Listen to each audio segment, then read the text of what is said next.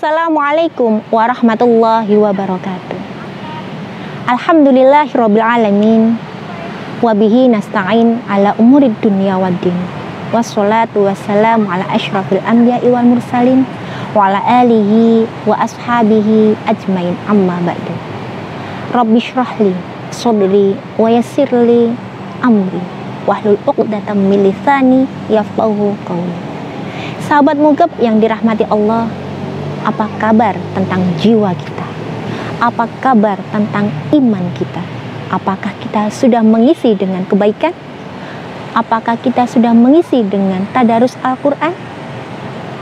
Apakah kita sudah mengisi dengan sholat-sholat qiyamul lail? Nah, sahabat Mugab yang dirahmati Allah Subhanahu wa ta'ala, seringkali kita mendengar tentang zakat, mendengar juga tentang infak, mendengar juga tentang sedekah. Namun, apakah kita mengetahui makna dari ketiga itu? Sahabat Mugab yang dirahmati Allah, berbicara tentang zakat. Zakat merupakan suatu kewajiban harta yang wajib dikeluarkan dengan batasan tertentu dan syarat tertentu. Batasan tertentu di sini misalkan nisab. Nisab dari emas atau nisab dari zakat kekayaan adalah setara dengan emas 85 gram. Berbeda lagi dengan zakat perdagangan. Berbeda lagi dengan zakat temuan, barang temuan, atau zakat tanaman atau pertanian. Pertanian jika menggunakan air hujan 10%. Jika menggunakan pengairan sendiri 5%, dan zakat lain sebagainya. Nah, sahabat Mugab yang dirahmati Allah Subhanahu wa taala, kewajiban tentang membayar zakat, nah, di sini diatur di dalam surat Al-Baqarah ayat 215, yang mana tentang zakat itu wajib diberikan ke dalam 8 golongan.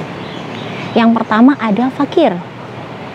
Fakir itu adalah seseorang yang tidak bisa bekerja, kemudian juga tidak dapat berusaha. Kemudian yang kedua ada miskin. Miskin, dia mampu berusaha, dia mampu bekerja, namun penghasilannya tidak bisa memenuhi kebutuhannya, jadi kurang dalam memenuhi kebutuhannya sehari-hari, tidak cukup. Kemudian ada amil. Amil adalah seseorang yang bertugas menerima zakat atau mengumpulkan zakat dari orang-orang yang membayar zakat, kemudian memberikan kepada yang berhak menerimanya. Selanjutnya lagi ada mu'alaf. Mu'alaf adalah orang yang baru masuk Islam. Jadi seseorang yang baru masuk Islam itu imannya biasanya naik turun. Nah, di sini kita wajib membantunya atau memberi zakat sebagai bentuk support kita dan dorongan kita kepada sesama muslim. Kemudian selanjutnya ada hamba sahaya atau rikob. Rikob di sini dulu zamannya Rasulullah Shallallahu Alaihi Wasallam dan zaman para sahabat ada, insya Allah. Tetapi zaman sekarang untuk rikob atau hamba sahaya tidak ada. Kemudian selanjutnya adalah ghorim. Ghorim di sini adalah seseorang yang memiliki banyak hutang, yang mana dia tidak bisa membayar hutang-hutangnya itu. Nah, selanjutnya ada fi sabilillah, yaitu seseorang yang berjalan di jalan Allah atau berjihad di jalan Allah. Nah, itu. Kemudian dan yang kedelapan atau yang terakhir dari 8 golongan tadi adalah Ibnu Sabil, seseorang yang berada dalam perjalanan. Nah, sahabat Mugab yang dirahmati Allah Subhanahu wa taala, jika tadi zakat adalah suatu kewajiban, maka di sini infak berbeda lagi.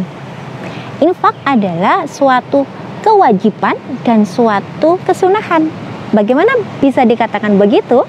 Nah, infak yang kewajiban atau yang merupakan kewajiban adalah infak seorang suami kepada seorang istri, kepada keluarganya.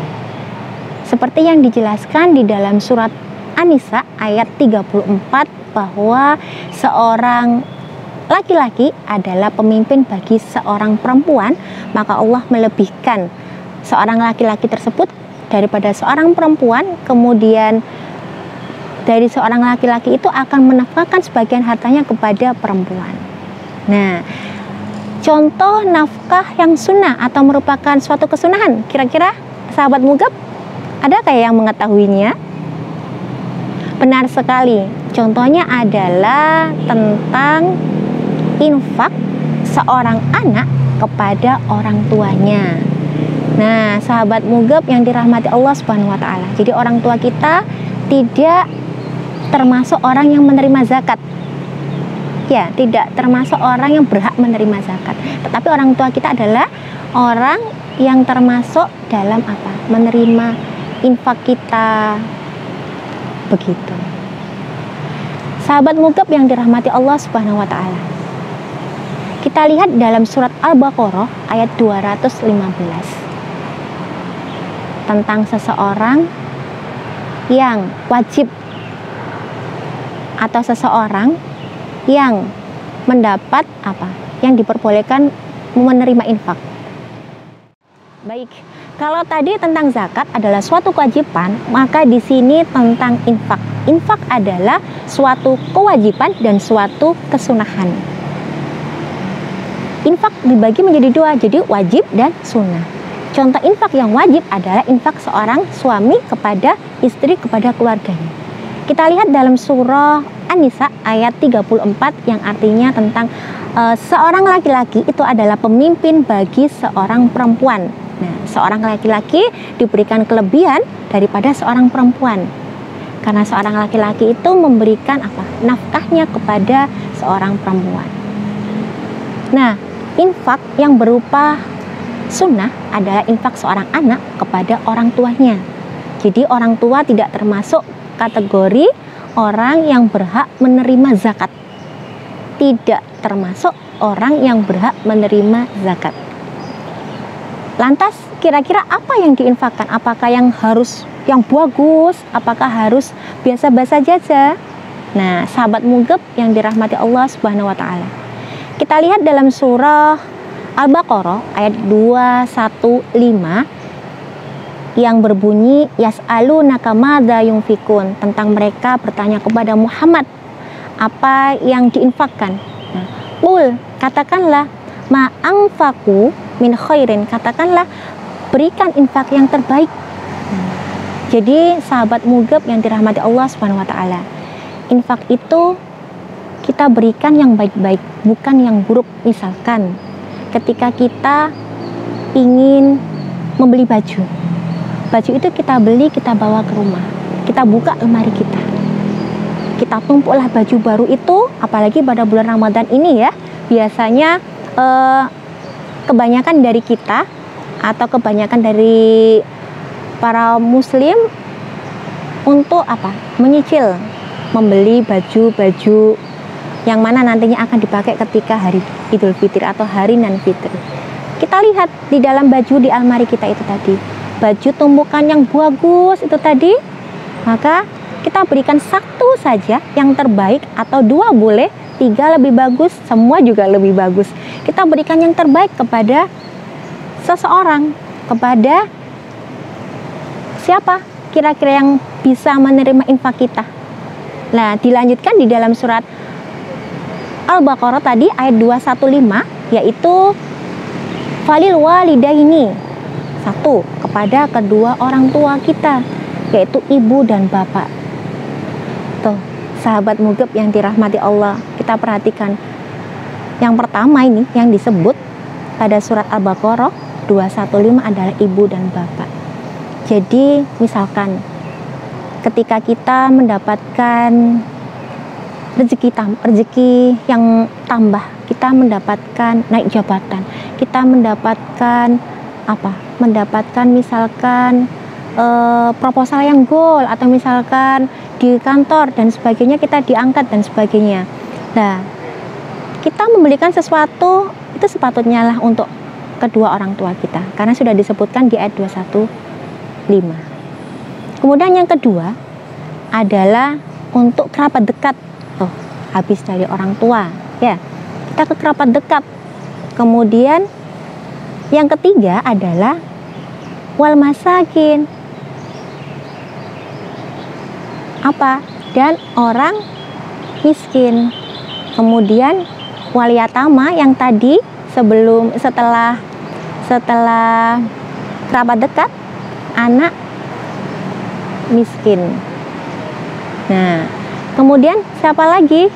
Nah, dan seseorang yang membutuhkan lainnya. Sahabat mugab yang dirahmati Allah, 5 tadi, yaitu yang pertama ibu bapak, kemudian kerabat, kemudian anak yatim, kemudian orang miskin, dan ibnu sabil. Sahabat mugab yang dirahmati Allah Subhanahu wa taala. Jadi infak di sini boleh berupa benda, misalkan baju, atau boleh berupa materi, misalkan uang. Nah, ketika kita memberikan kepada seseorang, maka kita harus memberikan yang terbaik, jangan memberikan yang buruk. Nah, dalam surah Al-Baqarah ayat 267, kita ditampar sama Rasulullah SAW, kita ditampar sama Allah. Apa tamparannya adalah janganlah memberi sesuatu yang buruk kepada orang lain, sementara kamu sendiri tidak mau menerimanya. Bahkan kita sendiri memicingkan mata untuk menerimanya. Nah, itu tadi. Maka sebaik-baik kita sebagai umat Islam, kita harus mengikuti apa yang diajarkan Allah, apa yang diajarkan Rasulullah SAW, yaitu berinfak yang baik-baik. Nah, di luar infak dan zakat ada sedekah. Dalam istilah fikih, nah, sesuatu yang baik itu adalah sedekah. Perbuatan yang baik itu adalah sedekah. Kullu ma'rufin sedekah. Nah, para sahabat mugab yang dirahmati Allah Subhanahu wa taala, jika tadi infak, kemudian zakat itu tentang apa? Uang atau materi, kemudian benda, maka di sedekah ini bisa agak luas, yaitu bisa tentang apa? Tentang perbuatan kita. Kita menolong orang lain, itu juga termasuk sedekah. Kita tersenyum begini, itu juga termasuk sudah sedekah. Nah, kita membaca tasbih, itu juga sedekah.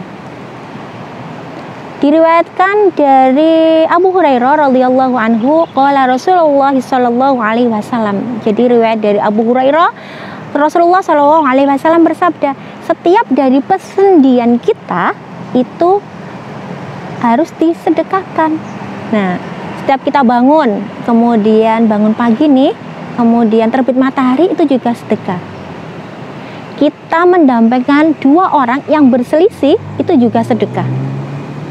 Kemudian kita membantu menaikkan seseorang ke kendaraannya, itu juga sedekah.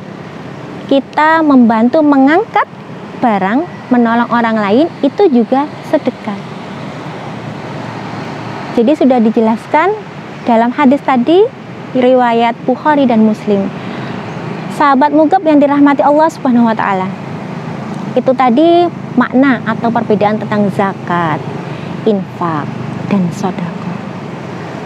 Kita ketahui semua tubuh kita ini kita gerakkan, kita bisa menggerakkan. Nah, kita bayangkan seandainya tubuh kita tidak bisa kita gerakkan, bagaimana? Nah, para sahabat yang dirahmati Allah Subhanahu wa taala, seseorang yang utama atau seseorang yang baik di mata Allah dan di mata Rasulullah nantinya adalah seseorang yang mampu memanfaatkan dirinya sebaik mungkin, mampu menebarkan kebaikan sebaik mungkin, dan mampu menjalankan apa yang diperintahkan serta apa yang dilarang oleh Allah Subhanahu wa taala. Demikian, billahi taufiq wal hidayah. Assalamualaikum warahmatullahi wabarakatuh.